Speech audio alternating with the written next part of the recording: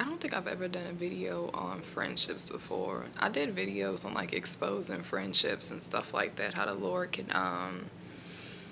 give you red flags of who a real friend is, but I never just did like an insightful, just encouraging, well, what is a friend to you? And y'all can comment that below. It's very basic, but it's just something that was kind of heavy on my heart that I wanted to talk about.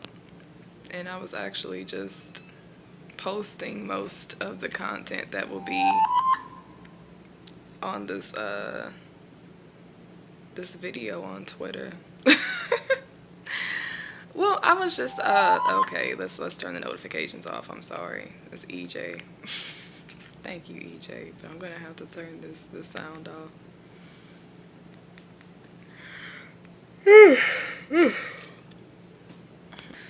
This video is mostly going to be centered around how you could potentially be doing yourself a disservice because of who you are calling friends in your life. I'm not going to talk about the people being enemies, not like I usually do. I'm not going to talk about what kind of friends you have. I'm going to talk about you, because I feel like we really need to confront ourselves. We need to confront our own truth. Like, that's been my motto lately, because a big part of your success and just your priorities and stuff and just your own development from the inside out is going to be, or the people that you call friends is going to play a huge part in that. Because I feel, for one, what I would define a friend to be, first of all, my number one friend is Jesus. That's my number one friend.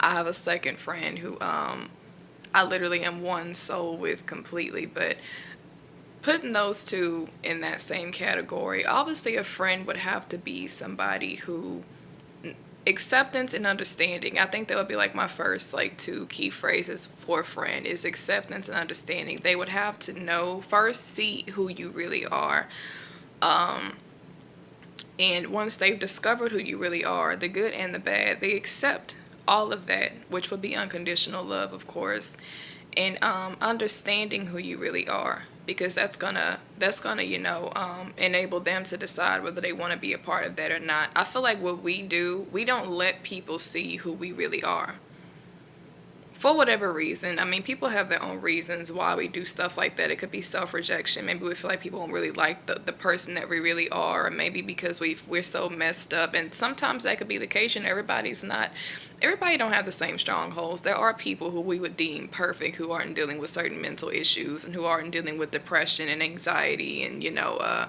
just all this, just being shattered and a fragmented individual. So I feel like for that reason, I think what we do is we zoom in on other people and what we like about other people, or how normal we may feel other people may be. And that is how we base our decision on whether we're going to go ahead. How much of ourselves are we really going to project for people to accept us and see who we really are? And some people don't even project any reality of themselves. Some people actually create a whole alter, like a whole fake, just like it's not real. And like I said, I'm not talking about the people. I'm not talking about anybody being superficial or fake. I'm talking about us and what we do. Why are you doing that to yourself? I mean, because the way I see it, like, friendship, I see friendship as kind of like a marriage. It's kind of like a marriage because it's a commitment. And that makes sense, because the first stage in a marriage should be friendship anyway. So they're equally as important. So when I think of friends, I think of people who you are not only giving a privilege in like a very private, space in your life that really nobody should have unless they've been proven, in my opinion. Same thing with God. You're not going to come into his kingdom unless you've been proven first to be his friend. Your loyalty, your commitment to him, your acceptance of everything that God represents. Why would he let you into his kingdom, if you've never been proven to be a true friend? So, I feel like you can't call somebody a true friend unless you know without a shadow of a doubt that you have bared all of who you really are to this individual or to these individuals. And I don't feel like we do that. Like I said, I feel like we pick and choose how much of us to show to people. I'm not saying that everybody should just, well, I'm different. I don't know how you do things. I don't care.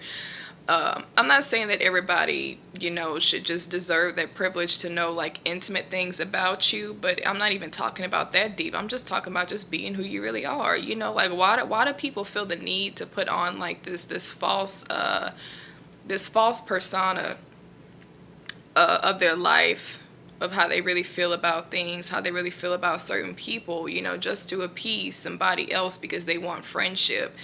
And the reason why I say it's you doing yourself a disservice is because you can only test friendship by testing, or prove friendship by testing somebody's character to your truth. And you're not presenting your truth to them. You're giving them what you think they want so that they can accept you. That's not friendship. And you really never get a chance to see who they really are. You never really get a chance to see what their heart really is, what kind of person they really are, because you're not putting them through that test of character towards your truth. You're not giving them truth. And it could be due to several things. Y'all could probably just be a lot of people like that. They like to they fuel off of each other's rejection spirits. Maybe they have something in common, but it's not friendship. Like we keep titling stuff friendship. That's not friendship. There's peers, and then there's friends. Okay, friends are people who know who you really are.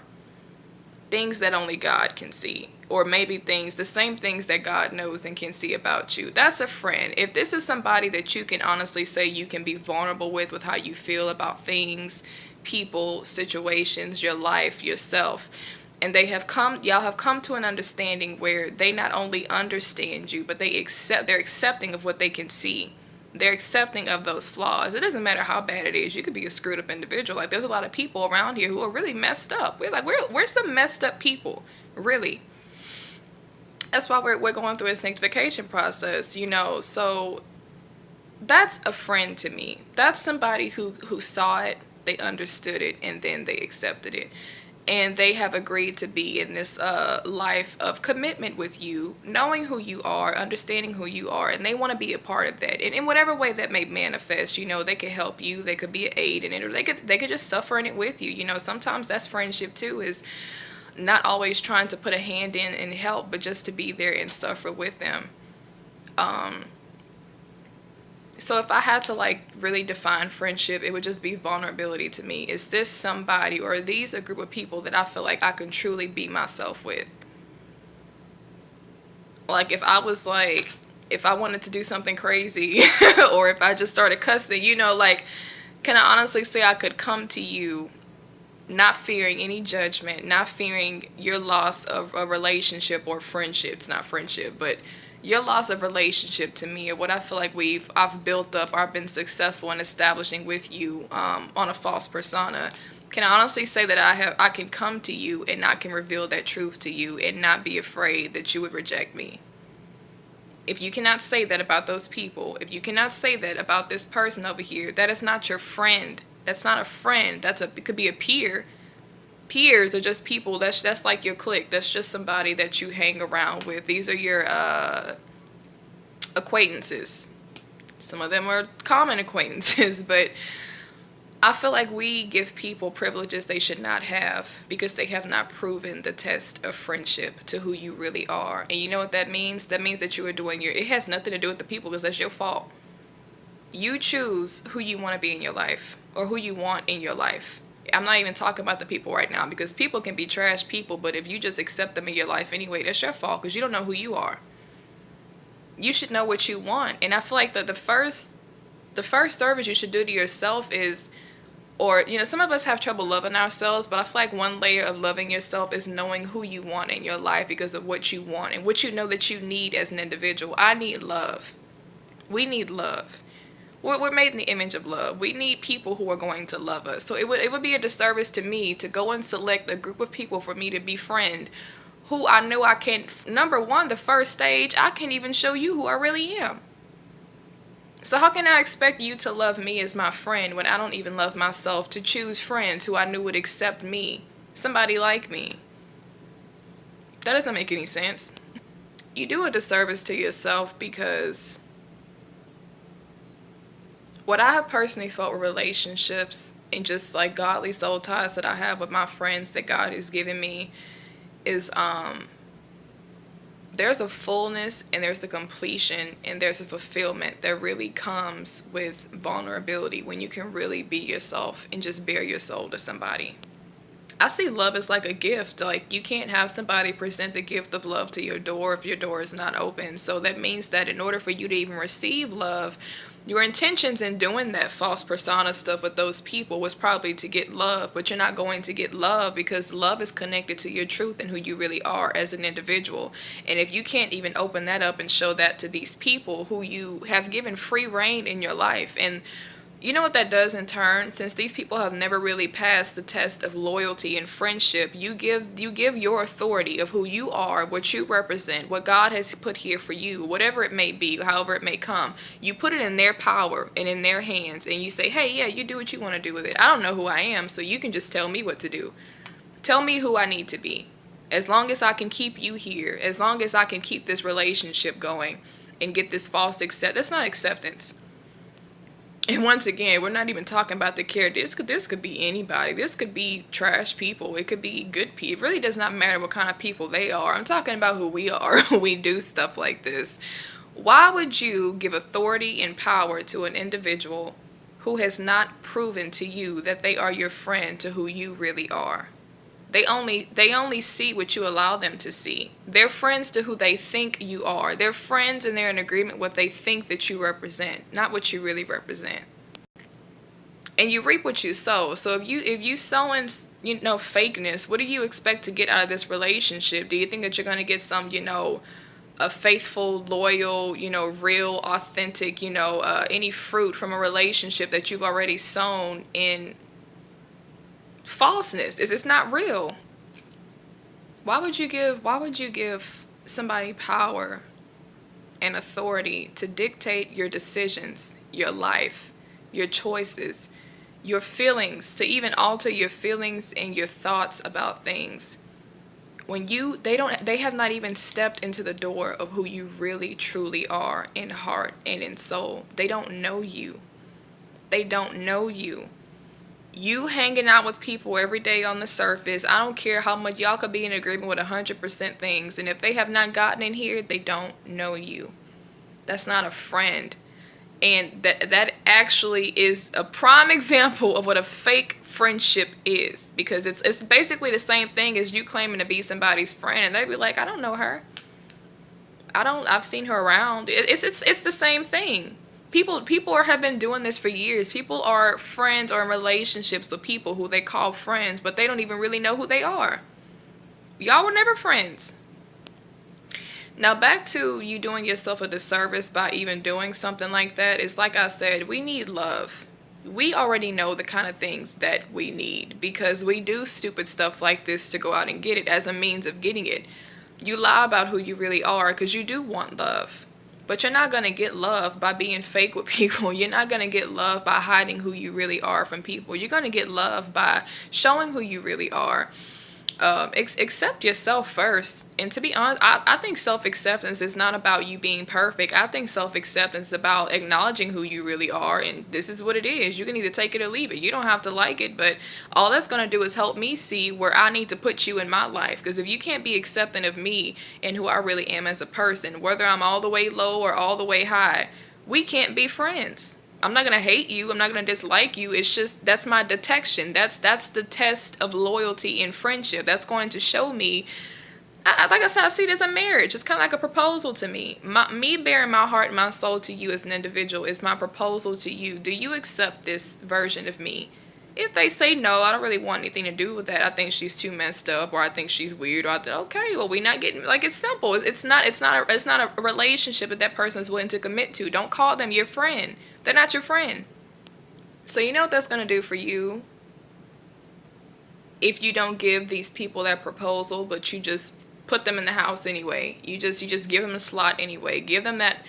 When you put somebody in your house, that gives them a certain type of authority. That's something that only a wife should have. That's why when I think of marriage and friendship, that's why I use Jesus as an example in the beginning of this video, because the Bible says that he comes to the door and he knocks, and then he comes in the house because he wants to sup with you. He wants to abide with you in the same house. So that means that once you let Jesus into your house, you open the door of your heart to Jesus. He now has a special authority and reign in that household. that he did not have before because he was on the outside, but you let him in. You finally let him in. And, we already know where this is going. We don't let a lot of people in, but some people, you let them in without testing anything. You let them in without showing them who you really are. They have not passed the test of friendship or vulnerability at all. They have no idea who you really are as an individual. And you let them in your house. They're all controlling your life, your decisions. They speak on any and everything that's probably really important to you. And you give people free reign and authority who are not your friends. And most of them don't even care to be your friends. Some people feel so insecure within themselves that they actually get a high off of controlling somebody else's life because they don't know who they really are to control their own life. They don't really care about you or what the outcome would be at all. They're just happy to just have a place. They happy to have a couch to sit on and tell you what you should be doing in your life. I keep jumping off the disservice thing. How that would disservice you as an individual? Well, you did it because you wanted love. You want acceptance. You want somebody there. Everybody wants a friend. I mean, that's just, we're here to have friends. You're not here to just have no friends. When he made Adam, he said that he needed a helpmate. He needed a companion. Ecclesiastes talks about that. Two is better than one. Nobody's here just to be alone. Everybody wants a friend, whether that's a friendship in marriage or a friendship, just a platonic friendship. Everybody wants a companion. You are here to have companionship. I don't believe it's God's will for you not to have companions. That doesn't make any sense to me because you have certain needs that can only be fulfilled by another individual. So all that's going to leave you is surrounded by a whole bunch of people who cannot cater to who you really are. You're not going to have any fulfillment in your soul. You're going to be drained. You're going to be miserable. You're going to be very unhappy because these people are not giving you what you so desperately want. You've put a whole bunch of them there for that purpose, but they can't get in because you haven't shown them your truth yet. Show them who you really are. And that may not always be a guarantee that you will get that love after that, because that's something you should have did the first time. You should have been show them who you really are, and then let them make that decision. Do I want to be accepting of that? Is this something that I want to commit to in a friendship with them? And then maybe you would have gotten that love. But to just have this false persona with people and to not be honest about your truth and who you really are because you're afraid or ashamed of how you may come off or how people may take you. Honey, there's billions of people in the world. Like, if they don't like you, like, bye. Like, that's the first thing I think about. Like, and I understand, that may not be so easy to just, that's not easy to just, digest when you're in certain circumstances. Because sometimes we're in high school or, we're around people and we see the attention that people are getting, or we see what we think would be a good mannerisms or a good, persona to put on so that we can get that same love. We don't think about stuff like that. We just pick it up and we just run with it. So in atmospheres like that, it does feel a little bit more forceful. It is a little bit more pressure to conform because you want to be in the in crowd. You feel like that's the only way that you can get that love. I'm here to tell you, like, that's just a whole bunch of confusion. That's not even something I really want to get into. I just like to keep it plain and simple. If you can't be who you really are with these people, if you even have a slightest fear of showing who you really are, and these people have been in your life for how long, they don't know how you really feel about things, they don't know how you really feel about certain people, they don't know how you really feel inside about yourself, your innermost thoughts, do they understand that? If you were to tell them your innermost thoughts that only God knows, could they relate to that?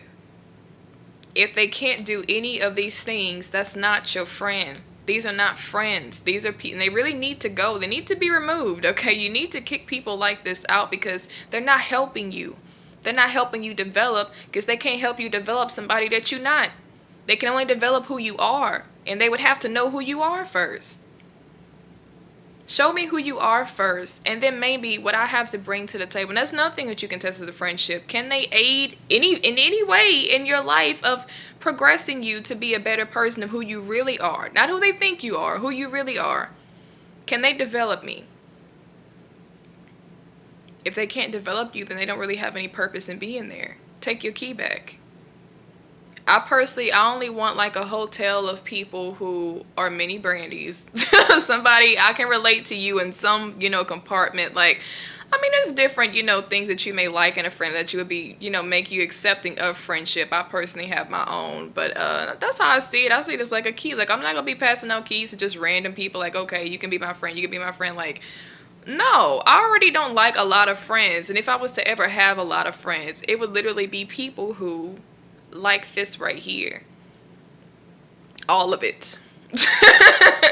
And the ugly, the bad, the ugly, the good, the pretty, the awesome, like everything, somebody that you can chill. Even the word chill means to let go, to surrender. Is this somebody that you can just let go with? Like, you know what? I can be myself with you. I don't have to, be fake with these people, or I don't have to hide how I really feel.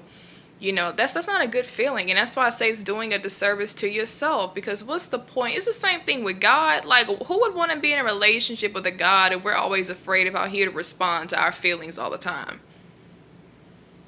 Like, well, I know you're really holy, so I didn't want to. And I honestly feel like that sometimes. I mean, it's not the truth, but some people do feel like that. Like, they don't want to come to the Lord because they feel like, well, he's so holy and he's perfect. Like, and I'm so messed up. I have a lot of thoughts that I don't have anywhere else to vent it to, because I know he's going to get upset. He's going to judge me if I come to him about it, so I'm not going to talk to him. That's not a friendship. And you know what that would also do? That would prove his character and his word to be a complete and flat out lie of who he says he is.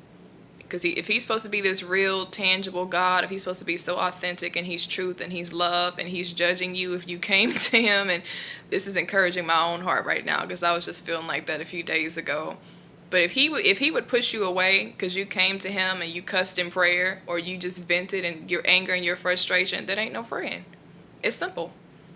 I mean, he is a friend. I'm just saying, hypothetically speaking, if he was not, that's all that would prove. And it doesn't mean that the person's just a horrible boy. Like, we're not even talking about the people, like I said. It's just you being able to discern. This is going to help you detect who should be in your life and who should not. Because you are thinking about you.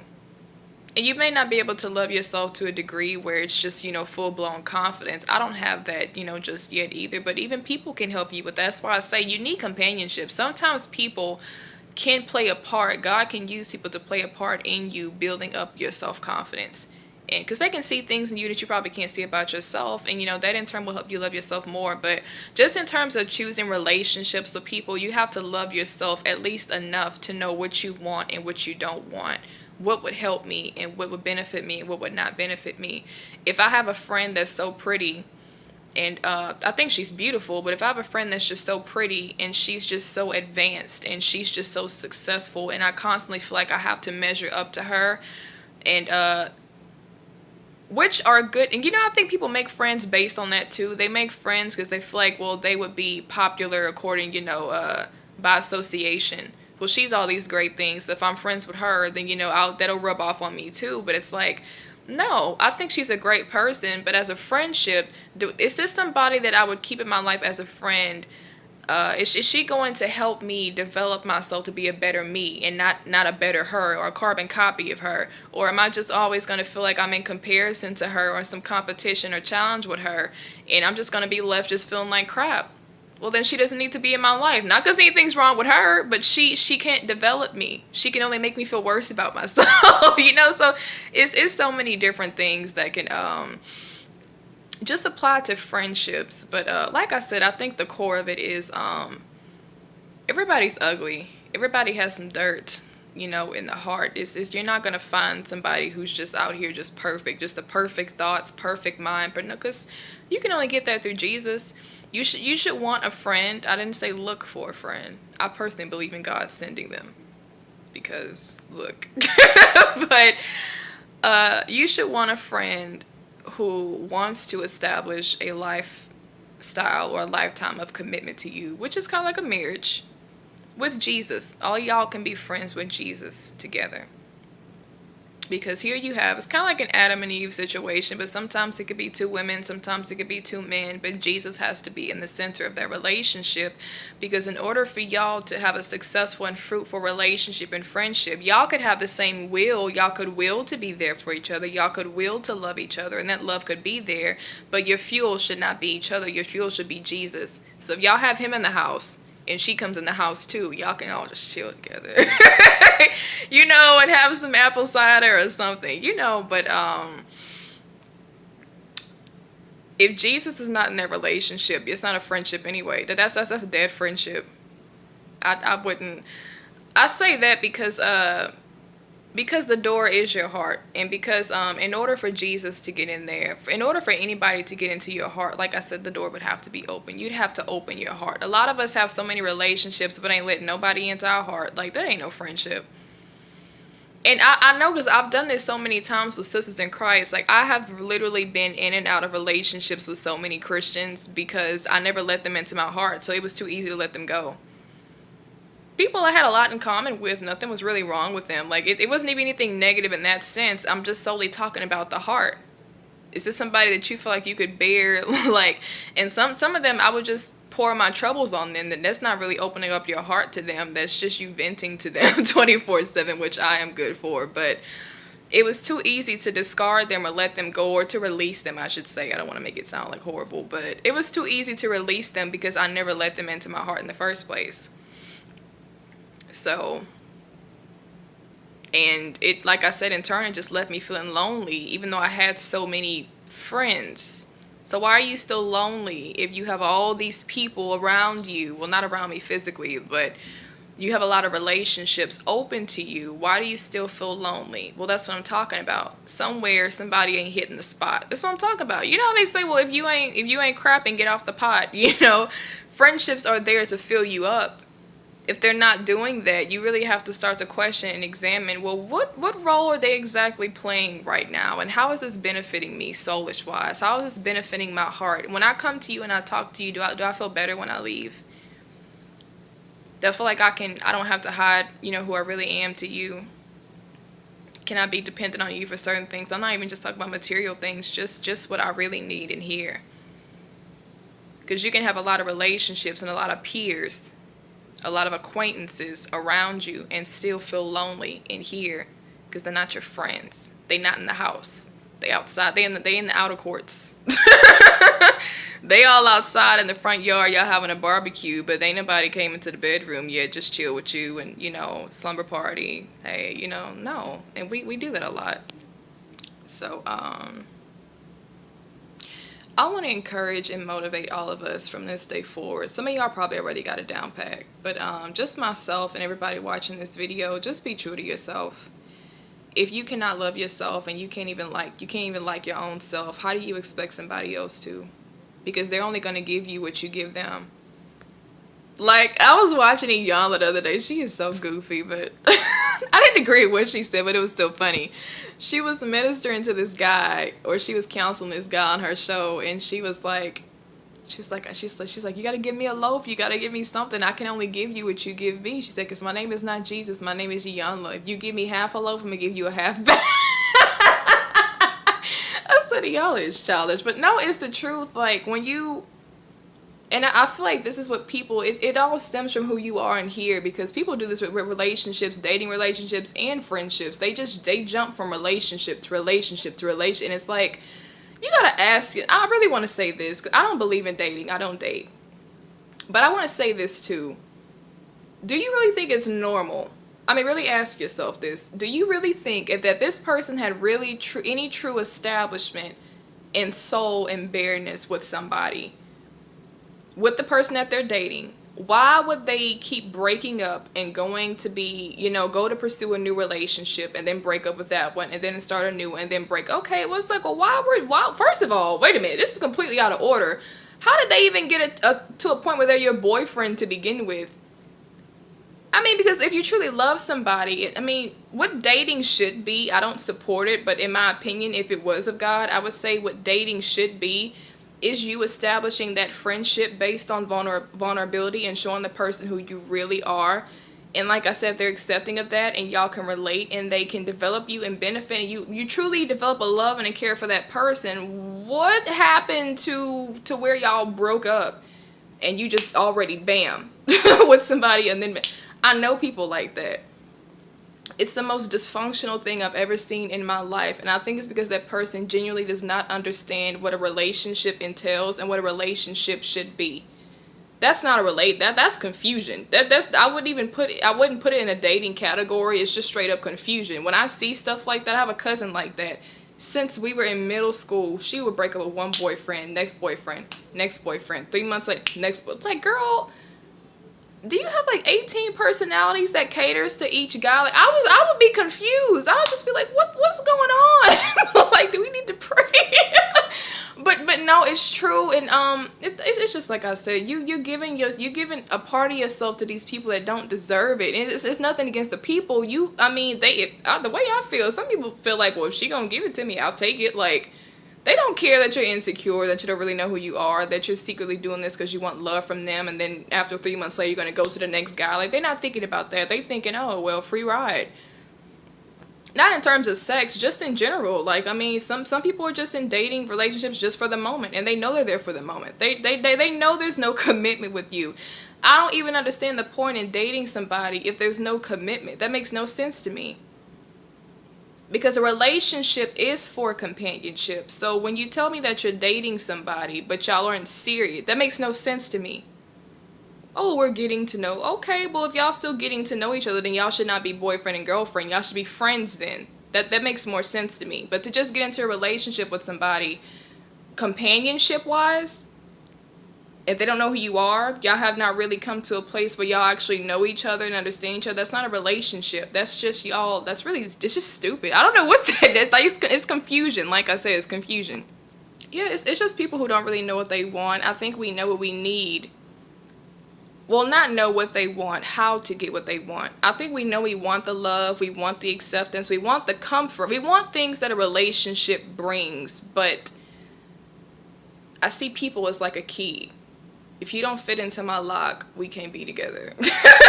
Like, it's just not gonna work, because like I have to think about myself first. Like, I want to feel good when I'm around you. I want you to be somebody I can talk to and be myself with. And yeah, prove your care to me by, if I need something, come around and, be there. So everybody likes to measure a friend by these days, but no, like, most of it is just in here. The companionship starts in here. Like, show them who you really are first,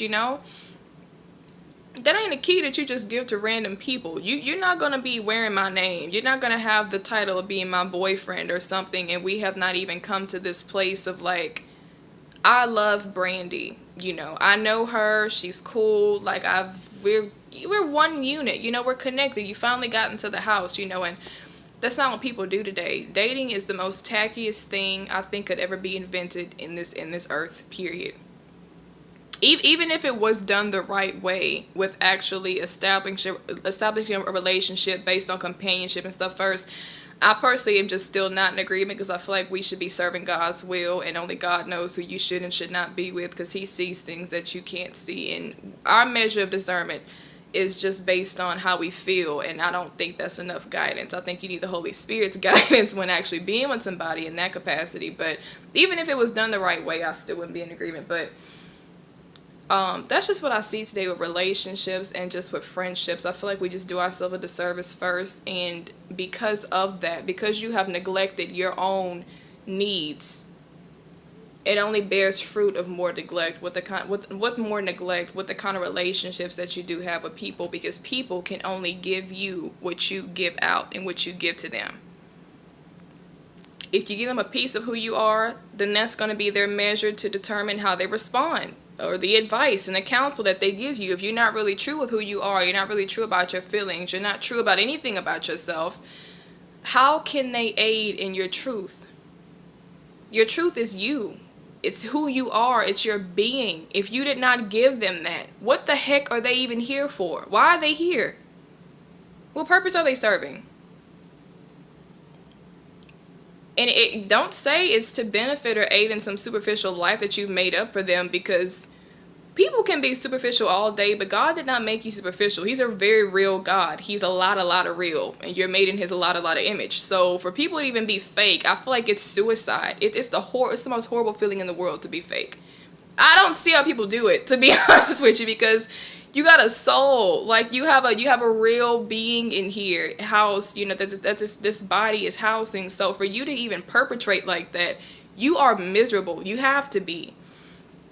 And it's kind of like, well, why don't you just stop, and why don't you just ask God to send you somebody who is going to love all of you, who is going to see who you really are, you know, relate and bear witness to those innermost thoughts and things like that. And even if it's just one person, honey, that one person is all the gold in the world. You don't need all of these peers, not friends. You don't need all of these peers, because they're not doing nothing. They're not serving you no real purpose to who you really are in here. They're draining you. They're killing you. You're dying every single day, all day, every day. You're just dying. Because what they in your house, but they not doing their part. You gave them a role, but they not even performing that role. You're supposed to cater to me. I let you into my life. I let you into my heart as my friend so that you could help me, and you're not doing that. I don't feel loved. I don't feel cared for. Well, the persona that I'm, you know, distributing to you, you probably cater to that part, but that's not really affecting my heart and my soul, because I know that's not who I really am. So once again, what are they here for? The person that they are friends with in their mind is not even really who you are. So y'all not friends. It should be more than easy to remove them and release them. And we need to stop being scared to show people who we really are. Because like I said, everybody's messed up. If they want a perfect friend, well, like I said, it don't even have to always be nothing salty. Like, let them go find a perfect friend then. It's not you. Like, that's just how I feel. Like, there's billions of people in this world.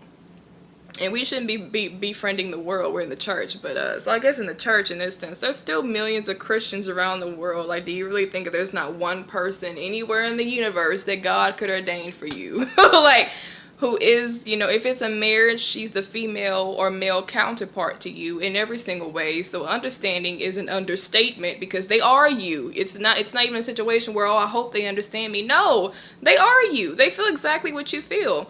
And that's why I love God ordained relationships, because I have that and I can feel that. You know, sometimes I ask God questions and I'll pray about it, and he'll just tell me, you already know how they feel because you feel that way.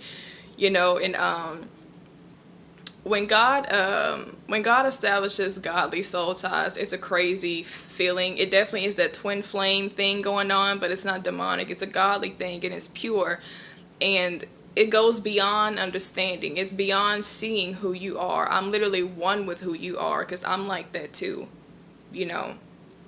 So it doesn't have to be multiple people. It doesn't, like, I don't even ask for a number of friends, and I wouldn't mind if I had 100 friends. I mean, that'd be kind of hard to keep up with. But unless, like, I just cycled around, and yeah, that would probably work. But I don't care about a number. I care about quality. Quality, not quantity. If there's 100 brandies who are just really cool and just down to earth, and they all can benefit me, we can have a powwow and something, cool, I can have 100 friends. But if it's not, there's no reason for me to have 100. If it was just that one girl and the whole bunch, I'll just stick with her, because she's the one I feel the most connected. You know, she's the one I feel the most connected to. So, I just wanted to make a video about that and just really encourage you to, hopefully you listen to this video and you start to examine yourself and just serve yourself first. Be true to yourself in 2 layers. Be true to yourself in the sense that I should love me more. I should love me enough to not have to discredit myself or bring myself down a few notches just to appease these people around here. And secondly, be true to yourself in the sense that people can only or should only cater and tend to who you really are. And if you know for a fact that you can't be who you really are to these people, then they don't need to be in your life. Ain't nothing against them. Just get rid of them, because it's not helping you. You need to get rid of them so you can make room for the person that God probably been preparing and setting up to put in your life. Whether you're dating right now, whether you're just friends, it could be anybody, any kind of relationship. Use this video to measure everything that I just said. Be true to yourself first. Be true to who you really are. Confront your truth first and foremost. Who are you really? If you got to write down a list and who you really are, what you really like, okay, now compare that to these people over here. Are they in agreement with your heart? That's another thing I want to talk about. When it comes to giving people authority and reign and a say-so over your life and your decisions and who you are, you letting people dictate your identity, and they're not here to dictate your identity. They're here to be a companion in your identity and help develop your identity. So if you like blue and they say, I hate blue, red is totally what's up right now. Like, blue sucks, and you suck if you like blue, then we cannot be cool. because I like blue and you don't like blue. I mean, that's a very simple like explanation, but I'm just saying like people who are not even in agreement or even on your frequency, once again, why are they in your life? Why are they here? You have to sacrifice who you really are and your own likes just to appease these people. That's not a friend.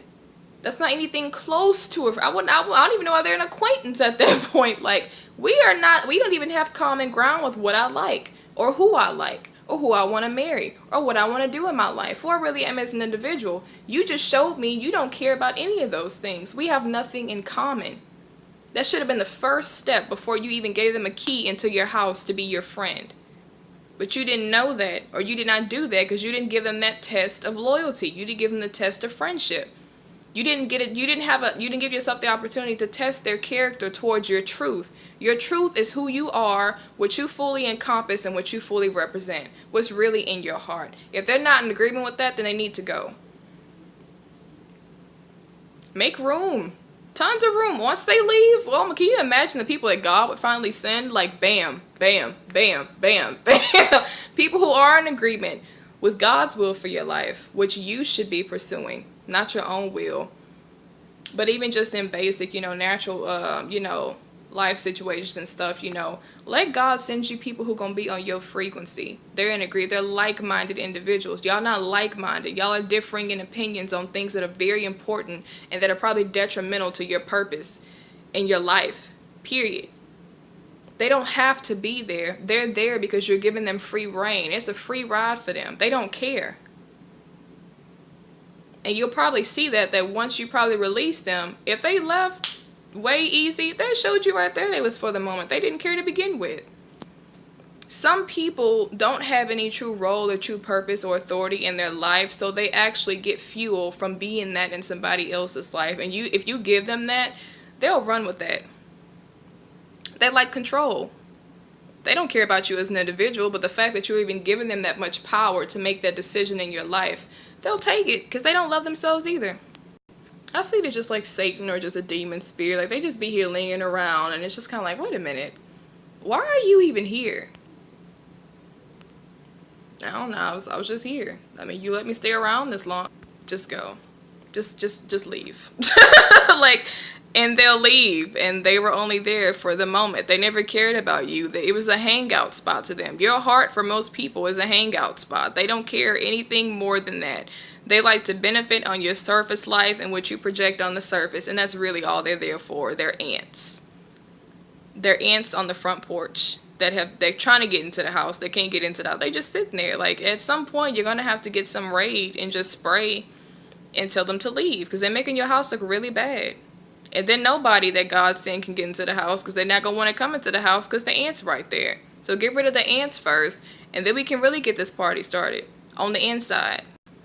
I'm done though. If you can't be true to yourself, and if you cannot confront your own truth, which is your true identity, you rejecting your own self because of how messed up you feel like you may be, you're not going to ever have no friends. You're going to have a lot of people and a lot of relationships and a lot of ungodly soul ties that are going to be controlling and running and dictating your life, but you will never have a friend because friends can only cater to your truth that's in here. And if you can't even confront that truth, you definitely not going to share it or open it up to nobody else, and not going to be able to help you, benefit you in that area. So you're only just killing yourself with all these attachments attached to you. That's really all of it is. It's not even a friendship. It's just people.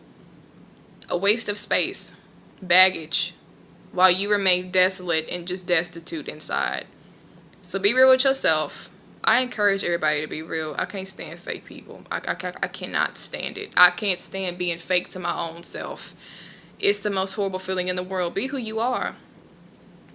If you feel that way, feel that way. And find somebody else who probably feel that way too, or don't mind you feeling that way, and can still be there for you and just rock with you and be very accepting of who you are as a person. If that person is not doing that, just get rid of them.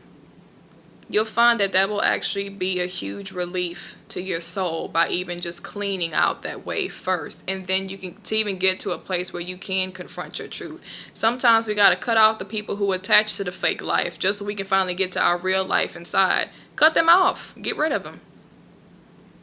So yeah, be true to yourself.